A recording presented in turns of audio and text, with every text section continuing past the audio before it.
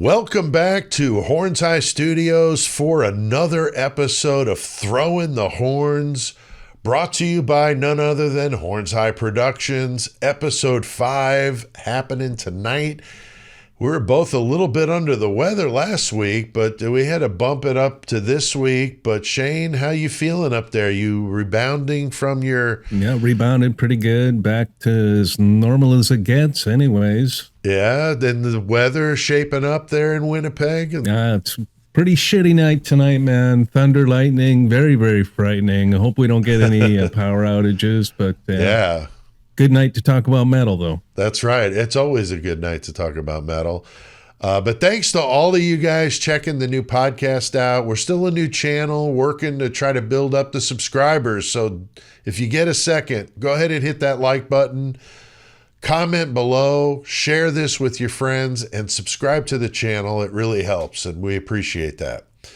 Now, Shane, we had a good one. The last episode we did, episode 4. What were some of the bands we covered, man? Oh, hell yeah. Good one, man. We did Tombstoner, Exiled on Earth, Thickomania, Dismayed, and Baron. Just a whack of brutality, man. That's a good way to put it, man. That's a hell of a fucking lineup, too. You know what I mean? That was a great series of releases there with the ones that you named. I'm still listening to that Tombstoner. Played them this week on Murder Metal Mayhem. And Exiled on Earth, I was playing that with my son. He was really digging it too, because we love Death and Creator. And to me, that band kind of is this kind of culmination of both of those bands. Yeah, it really embodies them both. Yeah. But we also shared some metal news with you guys. That Testament Creator Possessed tour, just so wicked. Totally bummed they're not coming around anywhere near where I am. But we had a couple of good comments that I wanted to share. The first one from Radical Maniac says, I love what you guys are doing. Love that Tombstoner album. So hell yeah, dude. Yeah. That's a hell of a release. I think that's going to be in a lot of top 10s this year. If I was a betting man, I'd say it's going to be there. But yeah, I'd say you're right, man. Yeah. What about that second one, Shane? We got Joanna Maiden 666. Nice. I loved Exiled on Earth. Thanks for letting us all know about them. Hell yeah. Yeah, awesome, Joanna. Yeah, that's what it's all about, right? Metalheads talking about metal and turning people on to stuff, kind of like the old tape trading days. But now we do it on YouTube and other platforms like that. Now, I'm one of the hosts of the Murder Metal Mayhem podcast. Shane is one of our guest co-hosts that comes on. We talk about true crime and heavy metal on that channel. If you like those things, then go check it out. I also do true crime videos on the Murder Metal Mayhem channel, and we just passed 1 million views on that channel here today, so as we're recording this. So really cool, and we're just about 40 away from 8,000 subscribers. So thank you. And if you want to go check it out, go ahead and do that. I'll link to it down below. But Shane, it's been another wild week, man. Some good metal just consistently coming out. But I was wondering, when it comes to a new album, at what point are you like cranking it? Like, you got to listen to it all the way through? Or are you listening with headphones? Like, what's your ritual on something you really want to listen to? I'm usually looking for new music when I'm taking a break or something like that at work, or in the bathroom, and so I'm on my phone and I'm like a chicken. I'm just pecking around, seeing what I can find, and so I don't crank things right off the bat. I'll bookmark stuff and say, oh, I'm coming back to this one later. Right. Yeah, that's a pretty legit way of doing it, but I'm pretty similar to that, like you, kind of doing it on the go. Nowadays, I'm home more than I used to be, but I'll start it at kind of a medium volume. I guess it hinges on the fact of if my wife is home or not, as to what level I'll bring it to, because she doesn't like the death metal stuff. So, and I've been on a hard kick of some death metal. So if I'm digging it, I'm just going to go take a drive in the car and just let it fly because then it doesn't matter. But if I'm home, like in the house, it's usually a pretty moderate volume, but I'll know like, oh yeah, this is one that I got to take out on the car, and take a little ride, so. The car is the ultimate. It sure is. It sure is. But what have you been listening to this week, Shane? You had a couple of things you wanted to talk about here, and I know that we've got another good set of bands we're going to talk about tonight. I mean, some really good stuff here. Oh hell yeah! First off, I got the Tomb here, the Valley of Despair, and more of your people here, Pete. This time we have a two-piece coming out of Italy. We have Alessio Bucci and Alessandro Nunziati. These guys are on Great Dane Records and are a very recent band. They just formed in 2022. Valley of Despair is their first album, just dropped on March 29th. The old school death metal vibe is very strong with these guys. Think Pestilence, Death, Morgoth mixed together. Yes, it's a short album, only 30 minutes, but it's just bursting at the seams with classic 90s old school death metal goodness, man. And I've already mentioned these guys are a two-piece.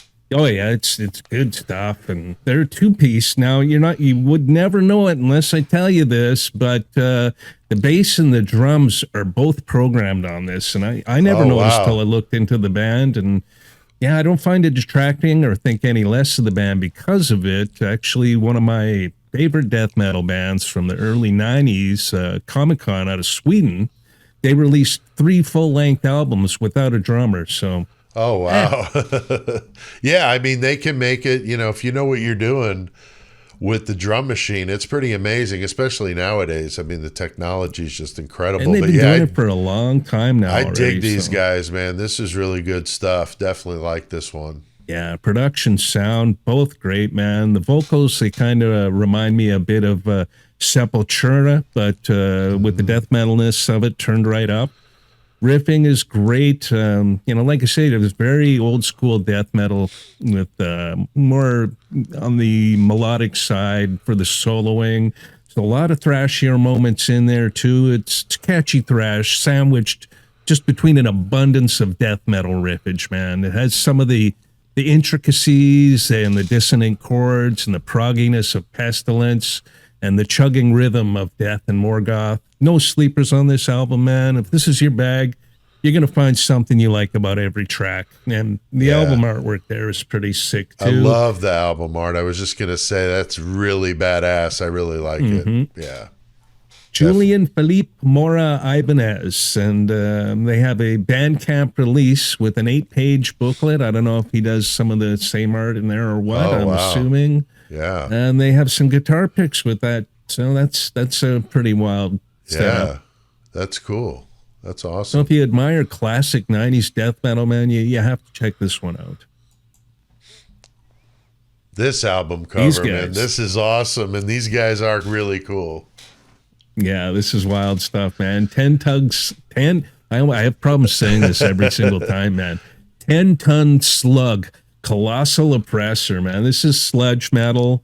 I do think, however, that it stretches into groove metal and doom metal, death metal, but, I don't know. Maybe that's what sludge metal is. This is not my usual genre, that's for sure. But one thing I do know that this is one great album and great name for a band, too. 10 Tug Slug. Right. Yeah, these guys just dropped this album May 1st. So they're a 4-piece out of Ireland, currently independent, unsigned. I can't think of any Irish metal bands that I've ever listened to before, so this might be a first for me. There's a couple of one-man projects that I've listened to that are from Ireland that are killer, but they're one-man bands. I'm not sure if I've run across an actual full band before, but I think there's a couple of really good one-man bands up there. Nothing metal that I can remember anyways, I'm sure, Sinead O'Connor or whatever, but no metal. Right. Yeah, it's badass. These guys are good, man. I really like this one. Been around since 2013, and they've had a couple EPs, but this is their first full-length album. The name 10-Ton Slug just evokes visions of fat, dirty, visceral, slimy riffs, and these guys do not disappoint. No. The riffs just ooze from this album. I don't listen to a lot of sludge or doom, so I don't have any other bands I can really compare this to in that genre, other than to just say, man, this is just heavy as fuck, and great big dramatic crushing riffs. Brings me back to Sabbath with a death metal flair. Yeah, that's a good comparison. I always expected sludge would be a bit slower than this, because this has a lot of faster double bass tempo too. So maybe it's a crossover album. I don't know. Right. So if you're a connoisseur of this genre, please fill me in. Is this typical of the genre, or is 10 Ton Slug more of a standout? Yeah, that's a good question, because like you, I don't follow the genre so much, but we've run across a couple since we've been doing the other, metal videos we've done together, and we've run across a few doom. Like, I'm not really digging it, but I am, so I don't know if it's just changed as I've gotten older or just exposed to it more, Mm-hmm. It's good stuff. These guys got an impressive vocal growl, very gravelly, definitely on the death metal side, and it's very intelligible. Sound and the mixing, both fantastic. The bass and the drums both stand out. Yeah. Everything sounds deep and rich. And I know with doomier stuff, sometimes the bass can get lost, but, the bass just pops in this one. So, give it a spin, man. These guys, independent artists, support them. I can't see them being unsigned for long. Just killer album, literally hits you like a 10-ton slug, man. There you go. Yeah, that cover, though. God damn, that's cool. Yeah, sweet. And I know, Pete, you've been cranking a couple bangers here too. So, man, what's the word out of Illinois, buddy? Well, I'll tell you what, man, this Terminal Nation came out of nowhere. Echoes of the Devil's Den. You got to love that album title. But I found out a bit about this through Bandcamp, their label, $20 spin. I've bought several releases from them. And $20 been fired lately, man. They have been, man. The label is just so kick-ass, and I definitely wanted to check it out, so I did, and just like really, really, into it. I knew you would like it too. These guys started in 2014. They're a U.S. band from Little Rock, Arkansas.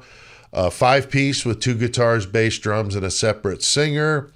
Definitely death metal, but with a little bit of a hardcore edge, which is so interesting with metal, as we've seen over the years with these genres and subgenres. It kind of gets crazy, but it's like some of the combinations I've been seeing in the last few years just are different, and this is a little bit different for me with the hardcore edge to the death metal, which is interesting. But these guys do it well. I mean, it reminds me of kind of like Creeping Death, Gatekeeper, which I know, or Gatecreeper. I know we're going to be talking about that release coming up.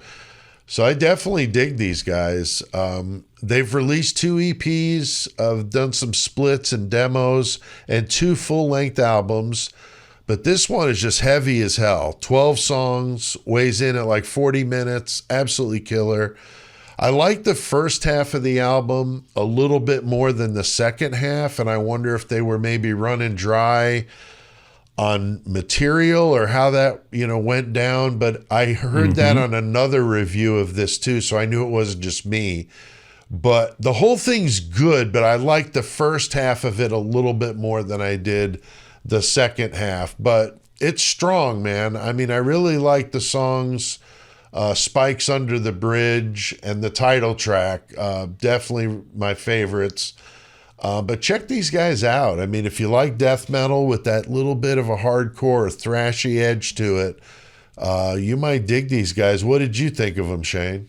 This is a very intense album, Pete. When I first checked it out, I wasn't too keen on the vocals. I was on a coffee break, and I was kind of skipping through it on my phone, and the vocals weren't doing it for me. But I listened to it in full, and it really grew on me, because there's just a couple different vocal styles in there, for, like, say, from hardcore to death, and right. They have a few different singers in there too, right? Like, they got guest spots on there, and right, I believe, and but I was checking out the album, and I was like, what the fuck is going on here? And they just blend a multiple extreme subgenres together, and Mm-hmm. they got a powerful message in there, and a lot of anti-systemic corruption, Right. injustices, stuff like that. So, Right. if you share a disdain for authority, I highly recommend checking this one out. Yeah, that And cover it's too. That's badass. I definitely like that the cover. cover. That's the one thing I noticed. This is like the third new release I've seen in a month with a similar cover. There's a huge demon in the background with a little dude up front getting ready to poke him with a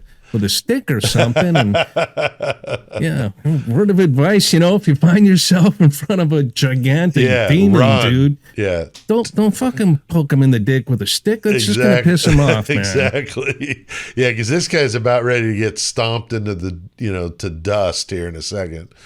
But yeah, it's a good one, man, for sure. And then this one, I know we were both anticipating this one from Crawl, Altar of Disgust. I mean, I was really anticipating this one. I heard them originally on a split they did with their label mates, Maul, who I really love. Transcending Obscurity, another great label I've been buying all kinds of stuff from. That's how I heard about these guys. The Bleeding is one of the bands, and I interviewed their guitarist, Tassos, and he mentioned these guys.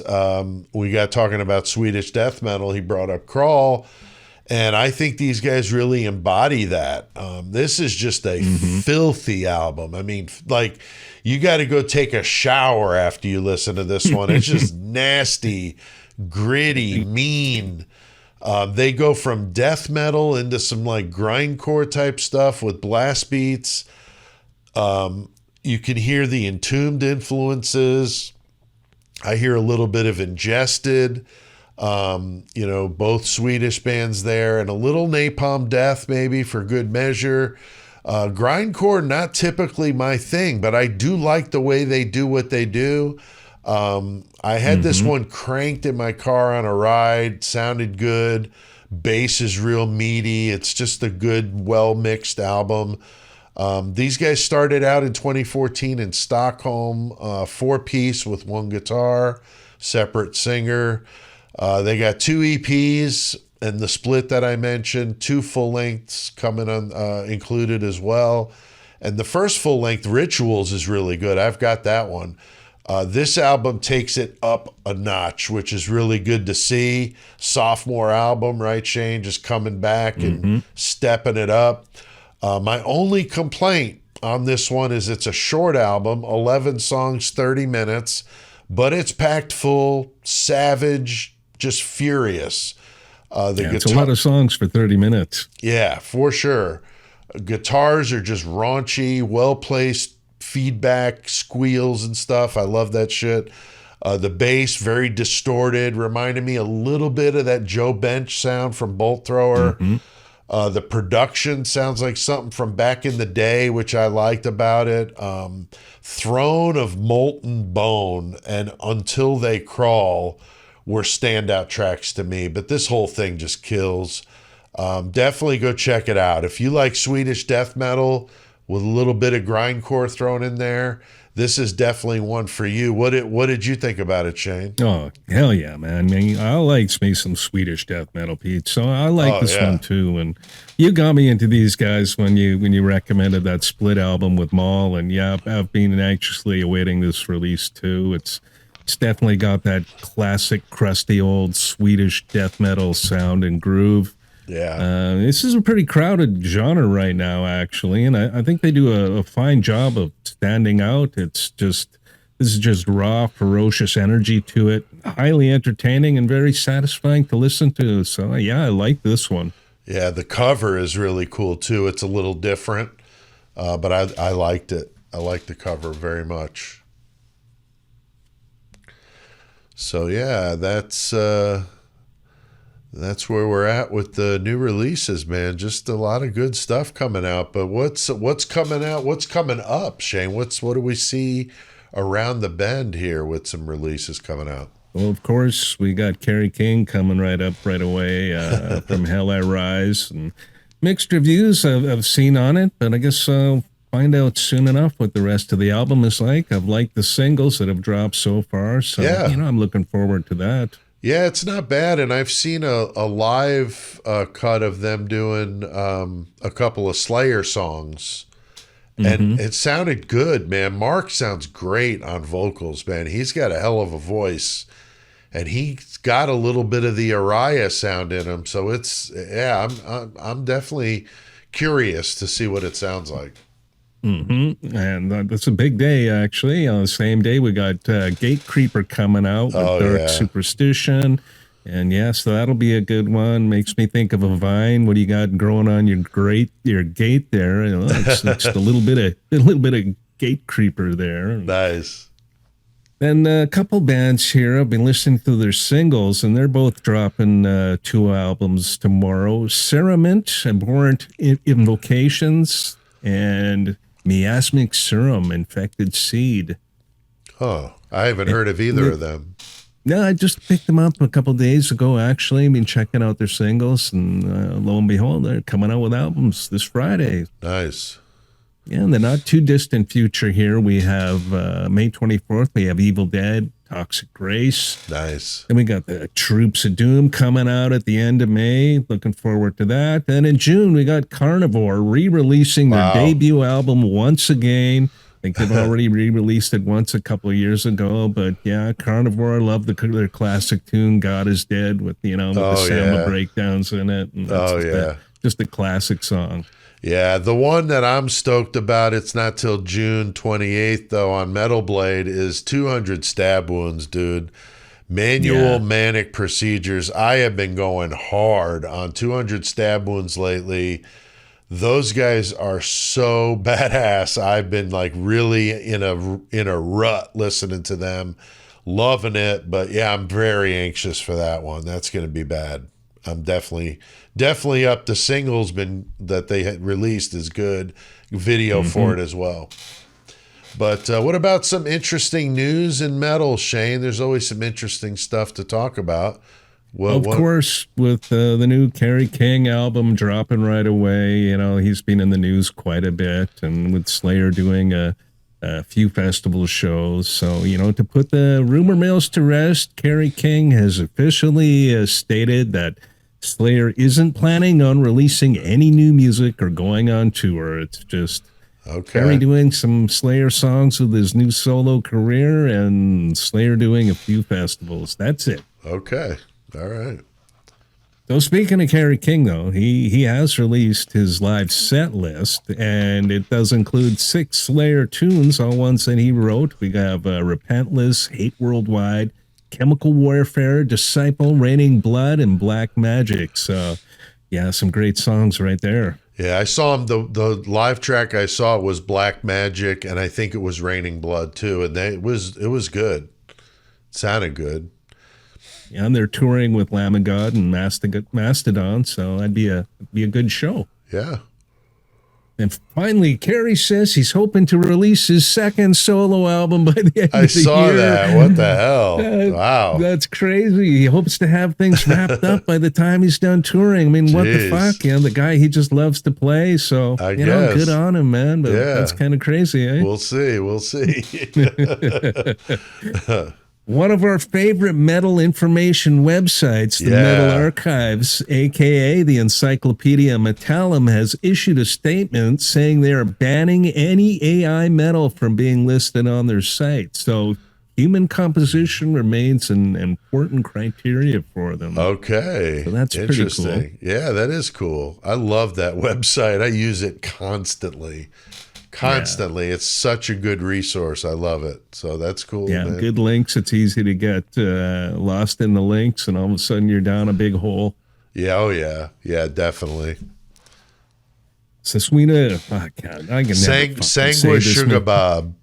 Okay, is going on a North American tour with Lorna Shore, Whitechapel, and Kubla Khan.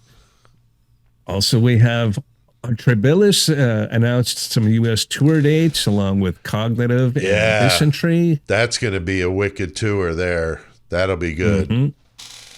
And Pete, did you know that Ozzy has a new podcast? I did. You sent me that link. I didn't get a chance to listen to it, but I was looking at the little, blurb about it and stuff. And you said that he's with his best friend, Billy Morrison, doing this thing. The Madhouse Chronicles. It's a comedy and music podcast with Ozzy and his best friend, Billy Morrison. They've had two episodes out already. They're shorter episodes, 30-minute range, so easy to digest. Available everywhere. Just search for the Madhouse Chronicles. I've listened to them both, and I was expecting kind of some incoherent ramblings and with a deep English accent. I was expecting I'd have to hit skip back just to figure out what the fuck he's saying, but no, he's really coherent. And that's he's good. bang on, man. He's going into crazy stuff, talking about doing spoonfuls of cocaine when the cops are pounding on his door, and about all kinds of parties, and it's pretty cool, man. Check it out. I will check it out. Yeah, I'm glad to hear that. Love Ozzy. So finally, last one here, we got a rest in peace to Tommy Vietor, and a lot of people probably don't know who this is. Right. James Murphy had posted it. He played in a couple of my favorite bands back in the day. Drumming and keyboards on Disincarnate's 93 release, Dreams of the Carrying Kind. Wow. And he played keyboard on Acid Bath 1996 album, Pagan Terrorism Tactics. So, rest in peace, horns high to Tommy. For sure. I did see James posted that, but I didn't know who Tommy was. So when I saw you were going to talk about it, I was glad because, I was not familiar with him at all. But that's sad. Well, like the drumming in Disincarnate was wicked, man. It was almost ahead of its time. It was before blast beats, and they just, and it just works. Yeah, it does. I know Joey and Chris on Murder Metal Mayhem were talking about it, and I went back and listened to some of it. I'm like, man, this stuff is really good, and like you said, very, very ahead of its time. So. But if you guys like true crime and heavy metal, check us out on the Murder Metal Mayhem podcast. We also have a channel, and I'll link to that down below. If you like the episode, don't forget to subscribe to the channel, like the video, and drop a comment below. Let us know what you've been listening to, and if any of the ones we mentioned that you now like or don't like, let us know. And if you have any topics you want us to talk about, I'd be totally down with that. We've given you guys plenty of metal to go check out, and let us know what you think about it. I'll link down below to the Bandcamp pages of the bands that we talked about, so you can go support them, support the underground as much as possible, buy merch. It helps the music continue. So, Shane, I think our job here is done. So what the hell do we need to do? Let's throw the fucking horns, man.